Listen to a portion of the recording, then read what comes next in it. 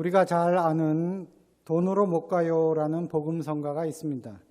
가사는 아주 쉽고 간단하지만 깊이 생각할수록 많은 깨달음을 주는 찬양입니다.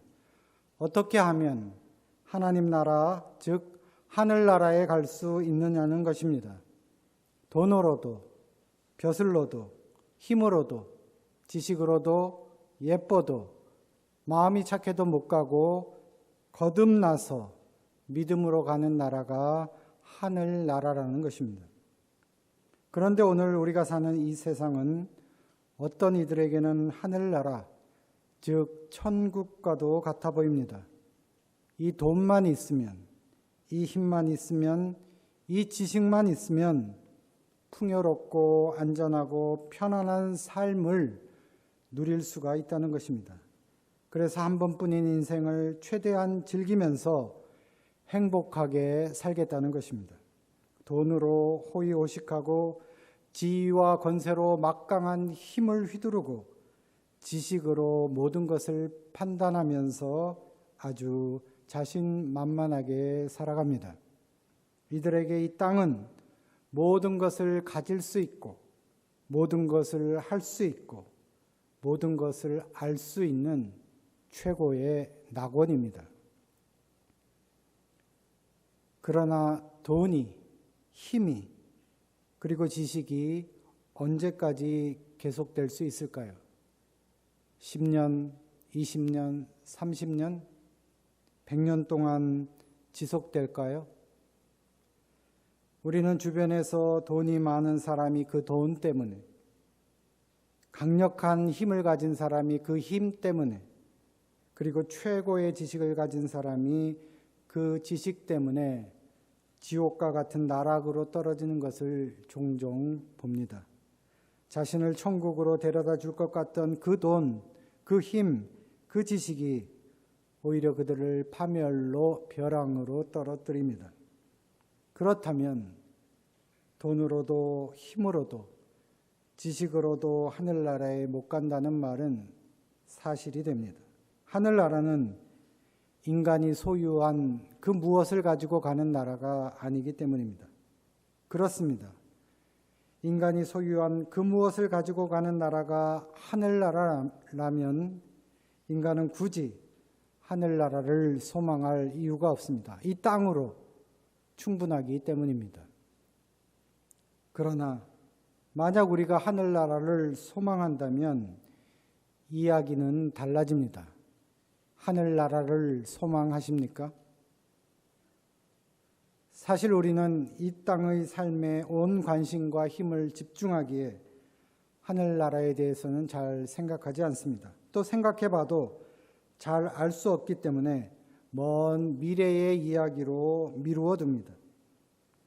그러나 하늘나라는 알 수 없는 나라도 아니고 먼 미래의 이야기도 아닙니다. 하늘나라는 믿음을 통해 알 수 있고 또 지금 우리 가까이에 있는 나라입니다. 오늘 예수님은 하늘나라에 대해서 말씀하시는데 하늘나라는 예수님의 복음 선포의 중심입니다. 이 하늘나라는 이미 예수 그리스도 안에서 시작되었고 장차 예수 그리스도를 통해서 완성될 나라입니다.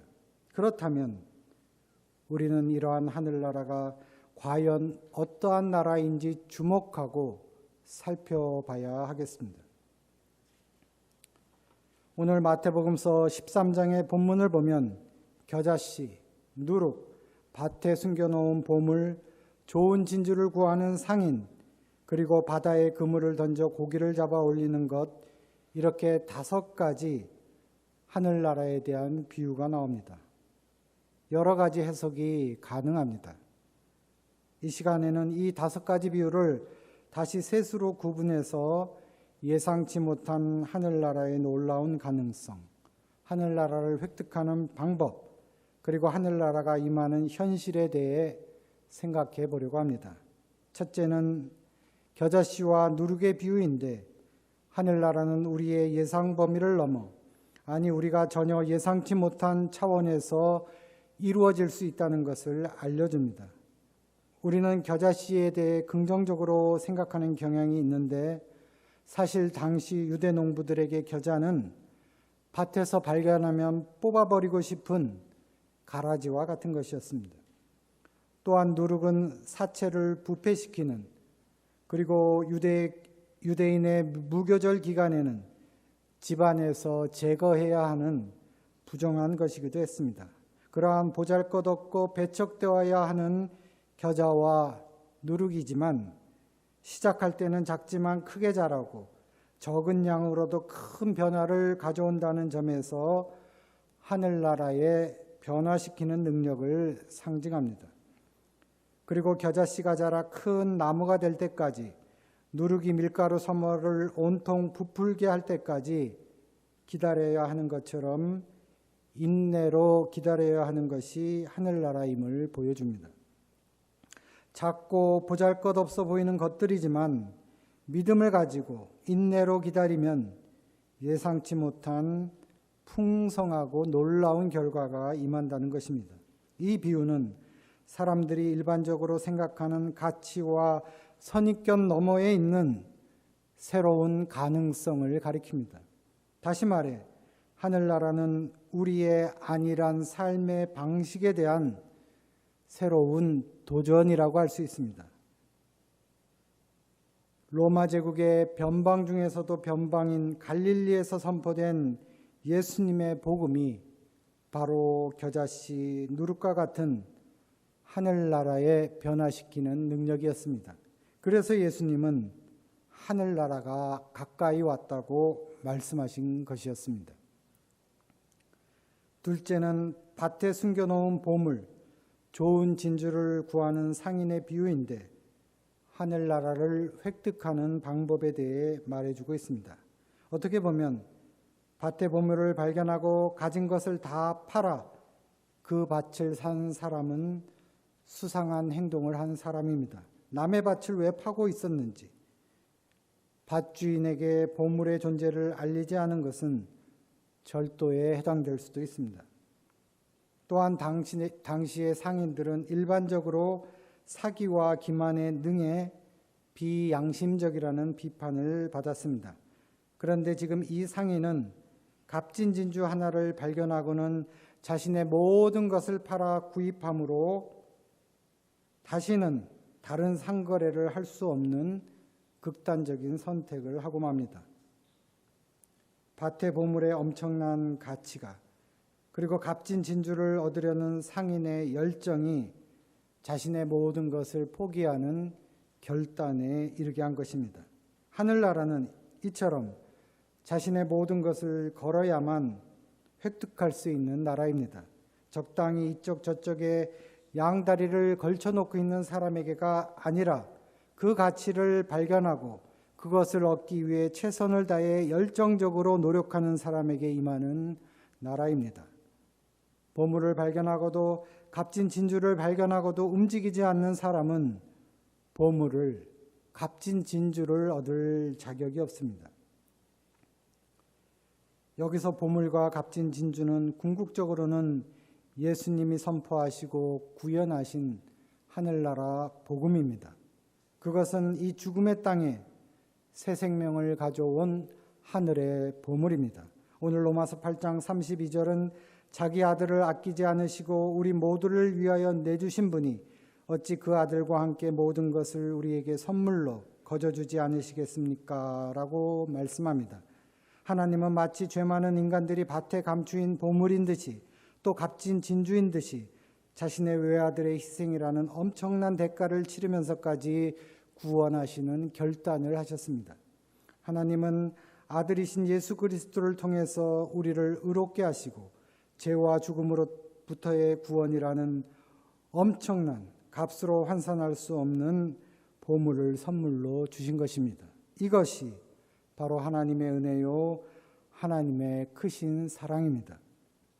이 사실을 믿으면 되는데 순수한 마음으로 믿기만 하면 바로 하늘나라가 임하는데 그것을 믿지 못하고 이 땅의 것만을 쫓아가고 있으니 참으로 안타까운 일이 아닐 수 없습니다. 셋째는 바다에 그물을 던져 고기를 잡아 올리는 것의 비유인데 하늘나라가 임했을 때의 현실을 보여주는 말씀이라 할 수 있습니다. 하늘나라가 우리에게 오늘 당장 임한다고 생각해 보면 어떻습니까? 기쁠까요? 아니면 두려울까요? 오늘 비유에서 하늘나라는 바다에 그물을 던져서 그 그물이 차면 끌어올려 좋은 것들은 그릇에 담고 나쁜 것들은 내버린다는 것입니다. 그리고 세상 끝날이 바로 이와 같다고 합니다. 세상 끝날에 의인들과 악한 자들이 구별이 되고 악한 자들은 불아궁이에 쳐넣어져서 거기서 울며 이를 갈게 된다는 것입니다. 하늘나라가 임하는 것이 의로운 자들에게는 영원한 기쁨과 영광의 순간이지만 악행하는 자들에게는 영원한 슬픔과 절망의 순간이라는 것입니다. 이처럼 하늘나라가 임했을 때의 현실은 우리의 전 삶을 꿰뚫어 보시는 하나님 앞에서의 심판의 자리가 될 것입니다. 하나님 앞에서 피할 수 있는 인생은 아무도 없습니다.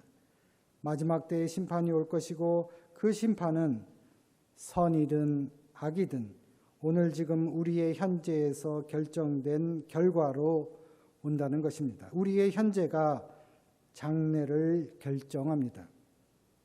그리고 좋은 것과 나쁜 것을 판단하는 것은 우리가 아니라 하나님이십니다. 그렇기 때문에 우리는 우리에게 임할 하늘나라를 지금 여기 이 땅에서부터 준비해야 합니다. 우리에게 허락된 시간과 공간은 우리 자신을 하늘나라에 합당한 좋은 것으로 만들어 가라고 하나님이 주신 특별한 기회입니다. 하늘나라에 가는 것, 그것이 인생의 목적입니다. 이 땅과 하늘나라는 별개의 세계로 분리된 것이 아니라 보이지 않는 소망으로 이어져 있습니다. 우리가 믿음으로 그 소망을 지니게 될 때 이미 하늘나라는 우리 가운데서 이루어지고 있습니다. 이처럼 하늘나라는 보잘것없는 것 같지만 무한한 가능성을 품고 있는 나라이고 우리의 모든 것을 걸고 순수한 열정으로 찾아야 하는 나라이고 그리고 하늘나라가 들어가는 것은 하나님의 최종적인 판단에 달려있는 그런 나라입니다. 그리고 예수님의 이 비유의 말씀은 과거나 현재나 그리고 앞으로나 계속해서 모든 사람에게 해당되는 말씀입니다. 오늘 구약성서 창세기의 말씀은 야곱의 이야기입니다. 우리는 야곱을 믿음의 조상이라고 알고 있는데 사실 야곱의 삶은 믿음의 조상이라 부르기에는 부족한 면이 많고 형편없는 삶이었다고 볼 수도 있습니다. 야곱은 이기심이 많고 남을 속이고 기만하는 것이 몸에 배은 사람이었습니다. 야곱은 쌍둥이 형 에서의 맏아들의 권리를 형이 허기진 틈을 노려 붉은 죽 한 그릇과 바꾸자고 했습니다. 당장 배가 고파 죽을 지경인 형 에서는 맏아들의 권리를 대수롭지 않게 여겼습니다. 보잘것없는 붉은 죽 한 그릇에 장차 믿음의 조상이라는 큰 영광이 담겨 있음을 알지 못했기 때문입니다. 교활한 야곱은 붉은 죽 한 그릇을 형에게 주고 맏아들의 권리를 가로챘습니다. 그런데 이 맏아들의 권리에 대한 싸움은 이미 어머니 뱃속에서부터 있었고 태어날 때 야곱은 형 에서의 발꿈치를 잡고 태어날 정도로 아주 집요한 면이 있었습니다. 그래서 야곱이라는 이름에는 발 뒤꿈치를 움켜잡는 자, 걸려 넘어지게 하는 자라는 뜻이 있습니다. 이후 야곱은 형 에서로 위장하여 눈이 어두워진 아버지 이삭을 속여 맏아들에게 주는 아버지의 마지막 축복을 받아냈습니다. 분노한 형 에서는 야곱을 죽이려고 했고 그래서 야곱은 형을 피해 지금 멀리 하란에 있는 외삼촌 라반의 집에서 살게 된 것입니다. 이처럼 야곱에게는 남을 속이고 기만하는 성품이 있었고 그것이 화근이 되어 일생을 불안과 의심 속에 살게 되었다고 할 수도 있습니다. 말년에 야곱은 자신의 일생을 돌아보면서 험악한 세월을 보냈다고 고백하는데 이는 자신의 속이고 기만하는 성품이 자초한 것이라고도 할 수 있습니다. 우리도 마찬가지가 아닙니까? 우리가 당하는 많은 고통과 어려움은 가만히 살펴보면 우리 스스로 자초한 것들이 많이 있습니다. 그런데 오늘 읽은 본문에서는 이 사기꾼 야곱이 외삼촌 라반에게 속임을 당했습니다. 라반의 집에 도착한 야곱은 외삼촌의 둘째 딸 라헬을 보고 첫눈에 사랑에 빠졌고 라헬을 얻기 위해 모든 것을 걸고 올인했습니다. 야곱은 외삼촌에게 라헬을 준다면 무임금으로 7년을 일하겠다고 말했습니다. 오늘 본문 20절을 보면 야곱은 라헬을 아내로 맞으려고 7년 동안이나 일을 하였지만 라헬을 사랑하기 때문에 7년이라는 세월을 마치 며칠같이 느꼈다라고 기록하고 있습니다. 야곱에게는 속임수와 기만만이 아니라 다른 한편 7년을 며칠과 같이 느끼는 순수함과 열정도 있었습니다. 하나님이 야곱을 귀하게 보신 것은 아마 이러한 순수함, 열정이 하나님에 대해서도 있었기 때문일 것입니다. 야곱은 하나님을 사랑하는 사람이었습니다. 마침내 야곱은 라헬과 결혼하게 되었습니다.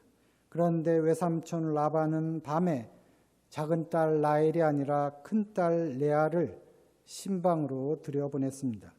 아침에 눈을 뜬 야곱은 깜짝 놀랐습니다. 작은 딸 라헬이 아니라 큰 딸 레아가 자기 옆에 있었기 때문입니다. 25절을 보면 야곱은 외삼촌께서 저에게 이러실 수가 있습니까? 제가 그동안 라헬에게 장가를 들려고 외삼촌의 일을 해드린 것이 아닙니까? 외삼촌께서 왜 저를 속이셨습니까? 라고 소리칩니다. 속임수에 능한 야곱이 외삼촌 라반에게 제대로 속임을 당한 것입니다. 이 장면을 보면서 우리는 속임을 당한 야곱을 동정하기보다는 오히려 속이 시원함을 느끼기도 합니다. 왜냐하면 형과 아버지 이삭을 속인 그 벌을 이제 야곱이 받는 것처럼 보이기 때문입니다.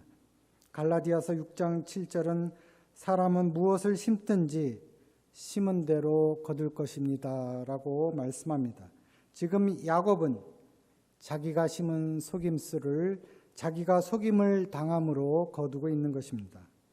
하나님은 세상의 일들이 바른 길로 돌아서도록 조정하시고 굽은 것을 바로 펴시는 분입니다. 야곱에게 있어서 라반의 속임수는 대단히 적절한 것이었습니다. 아마 야곱은 그러한 속임수가 자신의 교활함을 깨닫게 하는 하나님의 징계와도 같다고 생각했을 것 같습니다. 결국 야곱은 다시 7년을 무임금으로 일하는 조건으로 작은 딸 라헬도 아내로 맞이하게 되지만 이는 후일 야곱의 가족사에 있어서 큰 비극을 초래하는 원인이 되기도 합니다. 이처럼 형과 아버지를 속였던 야곱은 속임을 당했고 앞으로도 그의 앞에는 계속 고된 일과 외삼촌의 속임수가 기다리고 있었습니다. 그러나 어떻게 보면 이 기간은 야곱 자신의 속이고 기만하는 삶을 치료하는 과정이었고 하나님이 야곱의 성격을 변화시키므로 축복은 속임수를 통해 얻는 것이 아니라 하나님을 통해 받는 것임을 깨닫게 하는 훈련의 과정으로 삼으셨음을 알게 됩니다. 인간은 표리부동하고 자신의 이익에 따라 움직이지만 하나님은 신실하셔서 자신의 약속을 지키시기 위해 인간들이 버려놓은 불의한 일들까지도 하나님의 섭리에 포함시켜 자신의 약속을 이루어 가십니다. 하나님께서는 선택하신 사람들을 바로잡고 최선을 다해 끝까지 인도하십니다. 야곱은 외삼촌 집으로 오는 도중 노숙을 할 때 하늘에 닿은 사닥다리 위로 천사들이 오르락 내리락 하는 꿈을 꾸었습니다. 이는 이 땅에서의 야곱의 삶이 하늘과 연결되어 있다는 것을 사닥다리라는 상징을 통해 표현한 것이었습니다. 즉 야곱이 어디를 가든 무엇을 하든 하나님이 그와 함께 해주신다는 약속입니다. 비록 속임에 능하고 교활한 야곱이었지만 하나님께서는 그러한 야곱을 이끄셔서 믿음의 조상에 걸맞는 새로운 야곱으로 변화시키셨습니다. 이미 정하신 사람을 부르시고 또한 부르신 사람을 의롭게 하시고 의롭게 하신 사람들을 또한 영원롭게 하셨습니다라는 오늘 로마서의 말씀처럼 하나님께서는 이미 약속을 통해 정하신 야곱을 부르셨고 부르신 야곱을 의롭게 훈련시키셨고 그리고 마침내 믿음의 조상으로 영원롭게 하신 것입니다. 인간적으로 볼 때 부족하고 죄 많고 불완전한 야곱의 삶이었지만 하나님이 의롭다고 인정하시는데 누가 무엇라고 말할 수가 있겠습니까?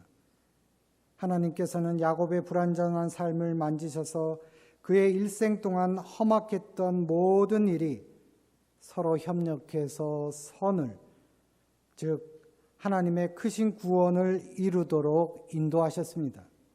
우리는 야곱의 삶을 통해 죽음도 삶도 천사들도 권세자들도 현재 일도 장래 일도 능력도 높음도 기쁨도 그 밖에 어떤 피조물도 우리를 우리 주 예수 그리스도 안에 있는 하나님의 사랑에서 끊을 수 없다는 것을 확인하게 됩니다. 하나님은 야곱을 좋은 것이라고 인정하셨습니다. 하나님은 자신이 택하고 부르시고 의롭게 하시고 영원롭게 하신 사람들을 끝까지 붙드십니다. 이는 하나님 자신의 하늘의 통치 아래 그들의 삶을 품으시기 때문입니다. 오늘 우리의 소망은 어디에 있습니까? 돈에, 힘에, 지식에 우리의 소망을 두고 있습니까? 우리 눈에 보이고 당장 결과가 드러나는 것들은 소망이 아닙니다. 보이는 것을 누가 바라겠습니까? 그러나 우리가 보이지 않는 것을 바란다면 참으면서 기다려야 합니다. 하늘나라는 아주 가까이 우리 곁에 있지만 끝까지 인내하고 기다리는 사람에게 임하는 나라입니다. 그리고 순수한 열정으로 우리의 모든 것을 걸고 찾아야 합니다. 하나님께 우리의 모든 것을 걸 때 하나님께서도 우리에게 모든 것을 거십니다. 그러나 누가 하늘나라에 들어갈 것인지를 판단하시는 분은 우리가 아니라 하나님이십니다. 그러므로 하늘나라는 겸손하게 기다려야 하는 나라이기도 합니다. 이러한 소망과 열정과 겸손이 있을 때 우리는 예수님이 말씀하신 하늘나라가 바로 우리 가까이에 있음을 알게 됩니다. 야곱의 하나님은 오늘 우리의 하나님이고 야곱의 하늘나라는 오늘 우리의 하늘나라입니다. 하나님께서 우리에게 주신 소망과 열정과 겸손을 가지고 이 땅에서부터 하늘나라를 고대하며 또 만들어가는 우리 모두가 되시기를 간절히 소망합니다. 함께 묵상기도 드리시겠습니다.